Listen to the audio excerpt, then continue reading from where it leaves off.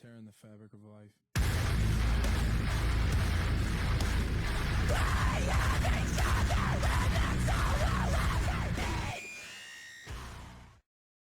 Hola a todos amigos de YouTube.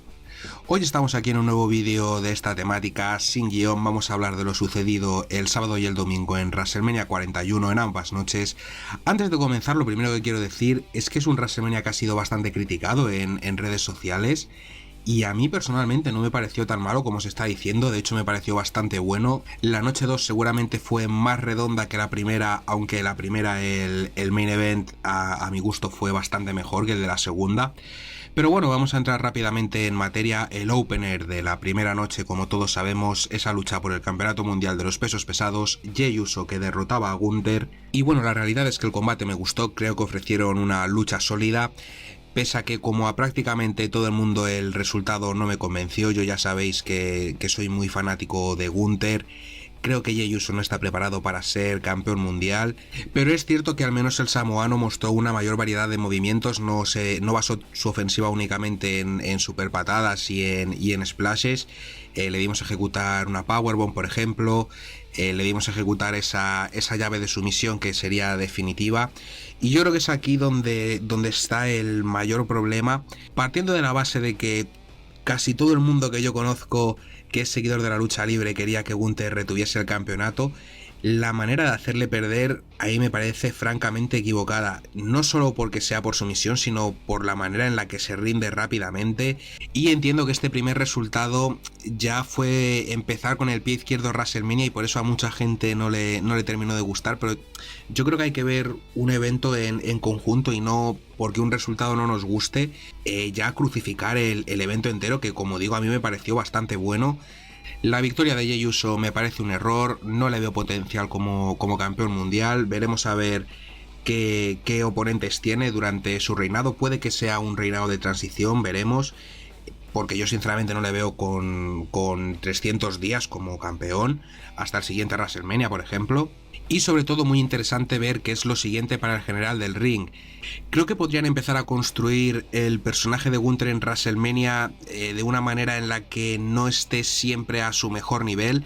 Es cierto que derrotó a Drew McIntyre y Sheamus en WrestleMania 39, en el 40 perdió con Sami Zayn, en el 41 pierde con Jey Uso, y puede que se quiera hacer un poco la inversa de lo que ha sucedido con Bianca Belair, que Gunther sea un luchador perdedor en WrestleMania, como lo fue por ejemplo Triple H, hasta que llegue el momento en el que consiga una victoria importante.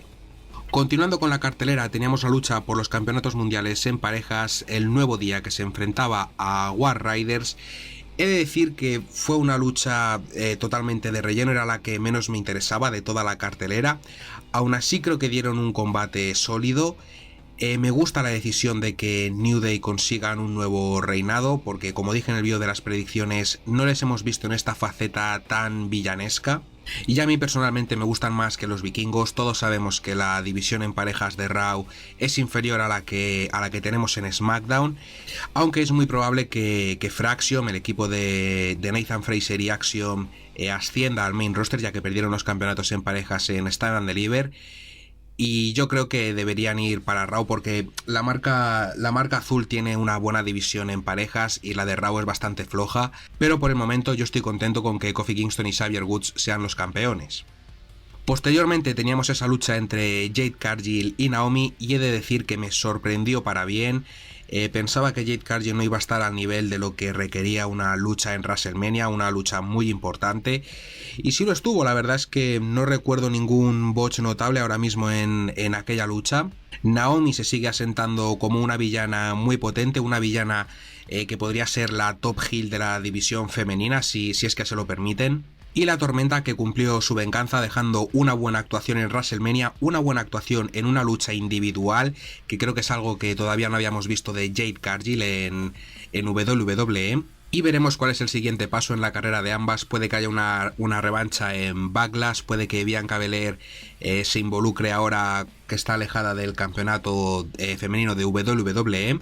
Pero en general la lucha me pareció satisfactoria, creo que cumplió con su función en la cartelera y como digo me sorprendió para bien, ya que yo me esperaba una lucha totalmente desastrosa, pero tanto Naomi como Jade Cargill tuvieron una buena actuación. Posteriormente teníamos la lucha por el campeonato estadounidense, Jacob Fatu, que derrotaba a LA Knight para capturar el campeonato de los Estados Unidos. Muy buena lucha, me pareció un combate muy entretenido. Sobre todo hay ese impresionante spot en el que Jacob Fatu hace ese moonsault y LA Knight le caza en el aire para hacer su BFT. Como dije en las predicciones, creo que era el momento de que el samoano recibiera un impulso mayor en la escena de la media cartelera. Puede que ahora tenga una rivalidad con Solo Sikoa, que muchos fanáticos la pedían para WrestleMania. Ahora con el título de la media cartelera de por medio puede ser una rivalidad todavía más interesante.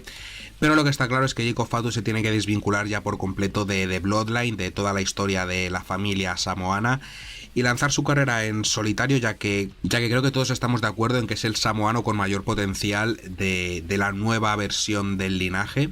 Y esperemos que tenga un buen reinado con defensas titulares interesantes, con presencia continua en los shows semanales y en los pay-per-views. Y si su popularidad sigue en ascenso, es muy probable que de aquí a pocos meses o algunos años le tengamos también en la escena del evento principal.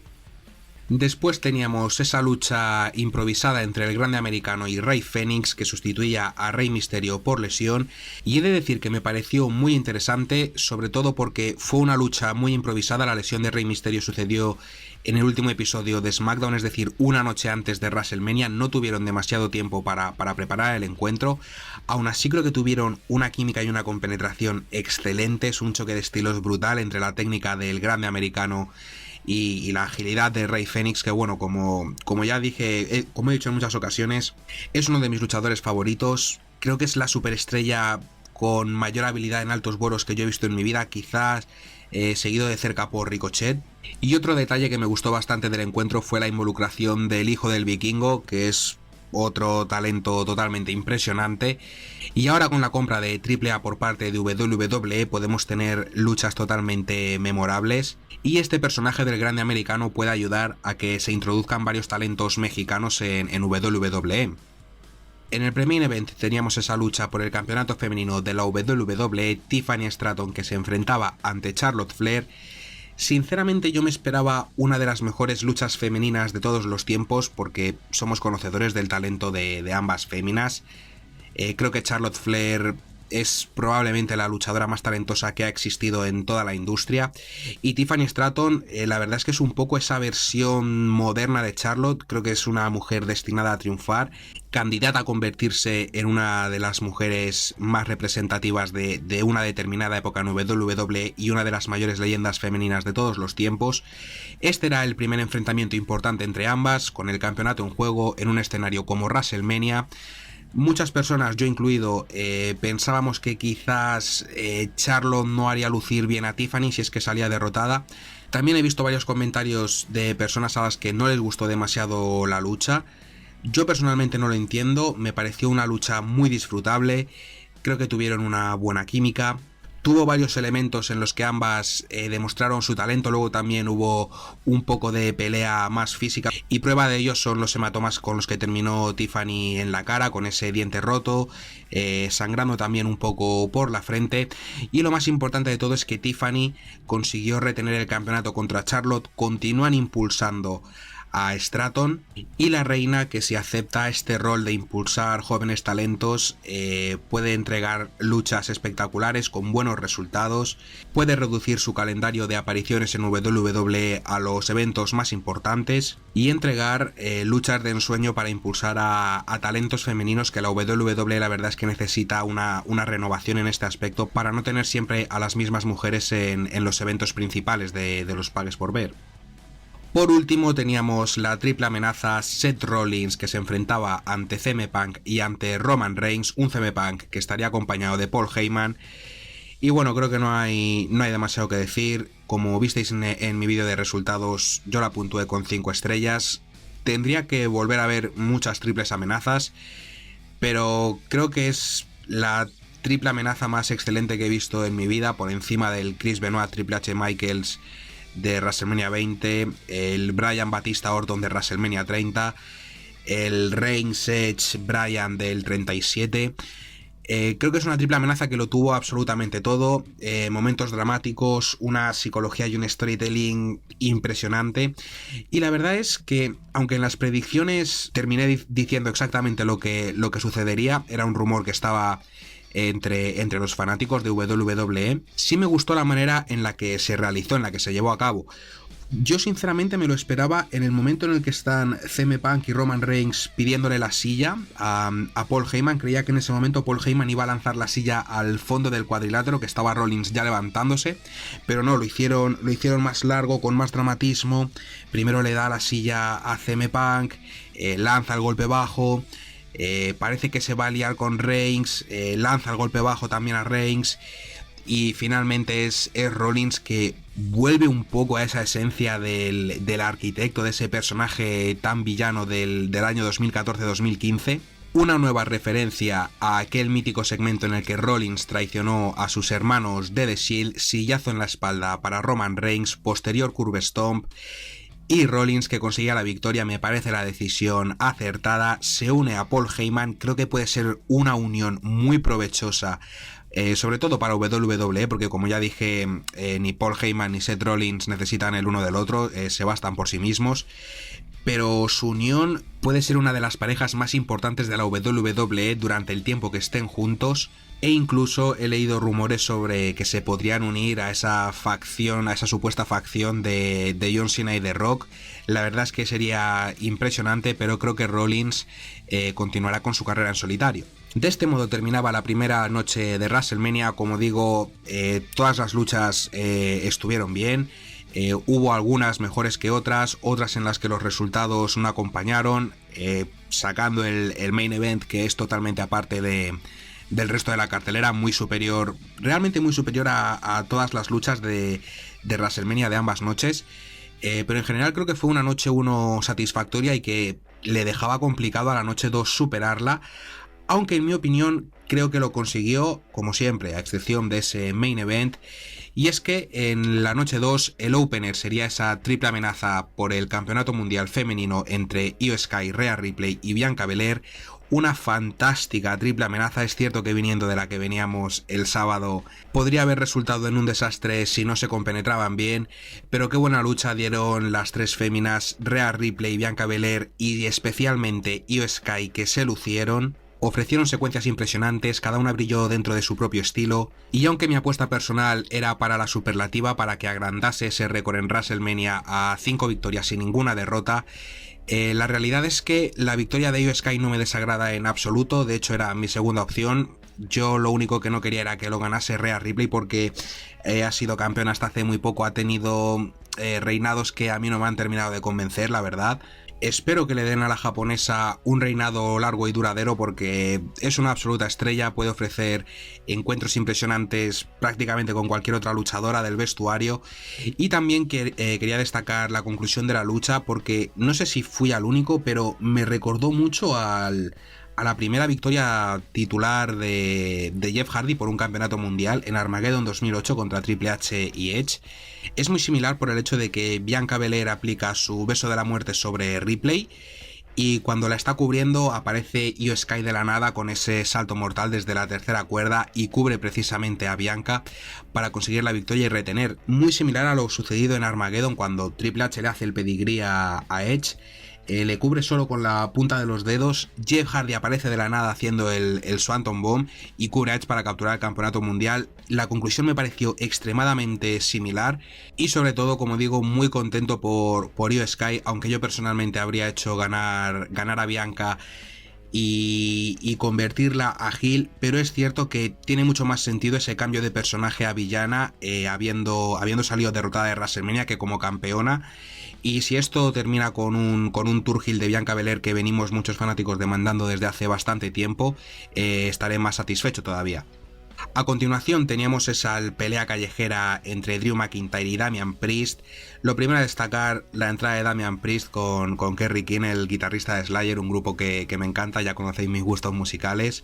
Simplemente quería destacarlo, me gustó mucho verle en WrestleMania. Y luego fue la lucha, pues lo que se esperaba de ella, dos gigantes que se destrozaron entre sí. De hecho, antes incluso de lo esperado, ya nada más comenzar la lucha utilizando los escalones de acero con golpes tremendamente violentos, sobre todo en la espalda de Priest. McIntyre también terminaría la noche sangrando por la espalda.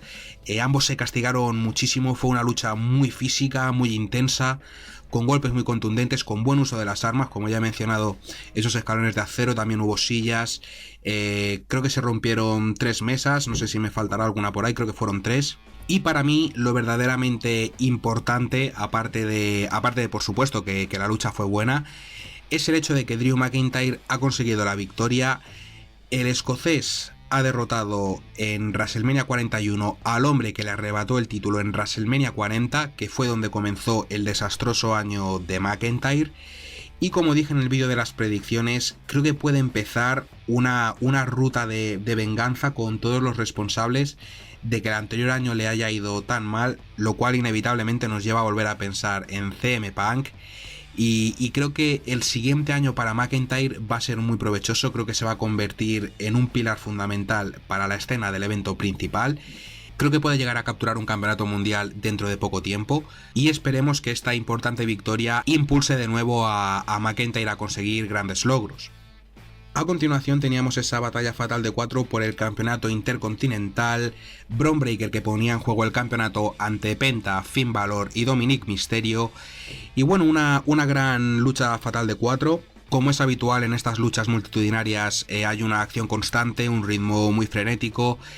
Cuando el príncipe necesitaba descansar, ingresaba Penta o Bron Breakker.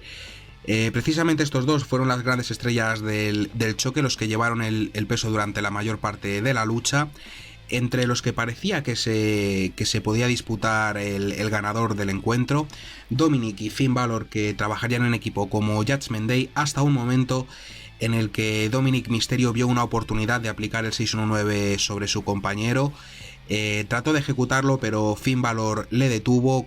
Posteriormente le pisoteó. Parece que eso marca el fin definitivo de Judgment Day, veremos qué pasa. Y bueno, la conclusión me pareció también brillante, con multitud de spots, de grandes momentos, de movimientos finales, hasta que finalmente Dominic Mysterio aplicaba ese Frog Splash en honor al mítico Eddie Guerrero. Conseguía la victoria por cuenta de 3, cubriendo precisamente a Finn Balor, como dije en las predicciones, lo cual hace todavía más probable que Judgment Day desaparezca para siempre. Y tengo que reconocer que estoy muy contento por Dominic. Me parece uno de los mejores personajes que hay hoy en día en la WWE. Creo que puede ofrecer encuentros muy interesantes. Creo que se merecía ese reinado por del título intercontinental. Ha formado parte de una de las storylines más importantes de WWE durante el último año. Y es bueno que el hijo de Rey Mysterio tenga este reconocimiento, que poco a poco construya su propio legado alejado de su padre. Y lo que más extraño me pareció fue esa ovación cerrada de todos los presentes en la arena. No sé si esto apunta hacia un turnface de Dominic Mysterio. La verdad es que podría ser el momento de aprovecharlo. Ha sido uno de los heels más odiados en los últimos años en WWE, y quizás ahora hacerle face es un movimiento inteligente, o también se podría aprovechar todavía ese carácter villano de Dominic, pero lo importante es que tenga un reinado sólido como campeón intercontinental y que se termine de asentar en la empresa como uno de los pilares fundamentales para el futuro, porque yo al menos le veo como uno de ellos. Siguiendo con la cartelera, teníamos esa lucha de Randy Orton contra un oponente misterioso por la lesión de Kevin Owens. Creo que la WWE tenía un problema muy serio con este combate. Había muchos rumores en redes sociales, se rumoreaban nombres como Sami Zayn, que yo creo que no habría tenido demasiado sentido porque venía del feudo con Kevin Owens precisamente.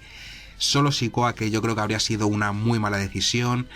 Nick Aldis era seguramente la opción que más convencía a la gran mayoría, pero no sé si seguiría teniendo ese ritmo de trabajo. Como digo, la WWE se encontró con un problema gigantesco, porque casi todas las ninguna opción era realmente la correcta. Y no sé a quién se le ocurrió el hecho de presentar a Joe Hendry, pero literalmente salvó este combate, que bueno, más que un combate fue un segmento. Primero por la enorme ovación que recibió el campeón de TNA, la verdad es que está super over con todos los fanáticos, le adoran, es muy pegadizo el tema, el concepto de que dices su nombre y aparece, los zooms de la cámara me parecen muy divertidos. Y tras la sorpresa inicial, comenzó la lucha y es cierto que duró 3 minutos, no es una lucha que vaya a ser recordada para siempre en WrestleMania, no va a estar en un top 100 luchas de la historia del magno evento seguramente, pero creo que estuvo ejecutada a la perfección, me refiero. La víbora intenta aplicar el RKO, no lo consigue, Joe Hendry busca el paquetito, está a punto de conseguir la victoria, Randy Orton se le queda mirando como diciendo cuidado que este tipo va en serio. Hay un poco de lucha, no demasiado, como digo, 3 minutos de combate. Y la conclusión me pareció maravillosa. Es decir, el momento en el que Joe Hendry hace su característica burla, se gira, el zoom a la cámara y de la nada, absolutamente de la nada, aparece Orton para hacer un RKO, me pareció impresionante. Luego también, tras la conclusión de la lucha, aplicó ese segundo RKO, que bueno, como dije por Twitter, no tiene pinta de que vaya enfocado hacia un heel turn, sino yo ya veo los RKOs de Randy Orton, los veo más como las stoners de Stone Cold, que se las aplica a quien sea y no tiene por qué significar un cambio a villano, sino que es un movimiento tan vistoso que piden tanto los fanáticos, se lo puede hacer a cualquier persona, ya sea heel o face, y es simplemente el hecho de presentar ante los fanáticos el movimiento. Randy Orton, señoras y señores, tarde o temprano Hall of Famer de WWE, y creo que ya nadie puede dudarlo que es seguramente top 10 mejores luchadores en la historia, no solo de WWE sino de la industria. Continuando con la cartelera, teníamos ese combate entre Logan Paul y AJ Styles, y este fue para mí el momento en el que la cartelera bajó un poco el nivel. No quiero que se me malinterprete porque la lucha como tal me pareció disfrutable, pero creo que la sentí un poco lenta durante varios minutos. Creo que Logan Paul y AJ Styles por algún motivo no terminaron de conectar, lo cual no entiendo porque son dos luchadores con un estilo más o menos similar. Logan Paul quizás más atlético, pero por un tema de edad, de que Styles ya no está para hacer las acrobacias que hacía antes. Aún así, eso lo sentí un poco lento, el público estaba como muy desconectado, ya prácticamente esperando para el main event.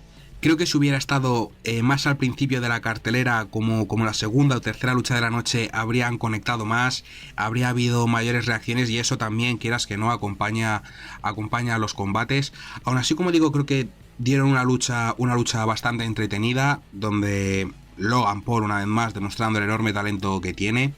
AJ Styles en su línea, en sus últimos años de carrera, demostrando lo que algún día fue, pero hoy ya por desgracia no puede ser. Y como digo, creo que lo que más perjudicó a esta lucha fue su posición en la cartelera y el hecho de que durase casi 18 minutos. Creo que se alargó demasiado, creo que con 13-14 minutos hubiera estado mejor, aunque también es cierto que al final del combate pasó algo verdaderamente interesante con esa aparición de Karrion Kross entregándole un puño americano a AJ Styles, el fenomenal que rechazaba la ayuda de Karrion Kross, y eso permitía a Logan Paul finalmente conseguir la victoria. Veremos por dónde sigue esta historia de Karrion Kross con AJ Styles, que la verdad me está pareciendo muy interesante, y creo que Karrion Kross es un personaje muy aprovechable por WWE, que por desgracia desde que hizo su regreso no ha tenido la oportunidad de demostrar su enorme talento. Pero espero que con este nuevo personaje consiga hacerlo, y la verdad es que estoy bastante expectante para ver cómo se sigue desarrollando este feudo con AJ Styles. En el pre-main event teníamos el combate por los campeonatos femeninos en parejas, Liv Morgan y Raquel Rodríguez, que lo tendrían que haber puesto en juego contra Bayley y Lyra Valkyria, pero Bayley fue atacada en backstage y su sustituta sería Becky Lynch. Una de las grandes sorpresas de la noche. Es bueno que The Men haya regresado a la compañía, pero la realidad es que desde que sonó su tema de entrada, desde que sonó Celtic Invasion, ya el resultado del combate estaba prácticamente determinado. Era muy improbable que Becky en su regreso saliera perjudicada de WrestleMania, a excepción de un posible turn heel tanto de ella como de Lyra Valkyria.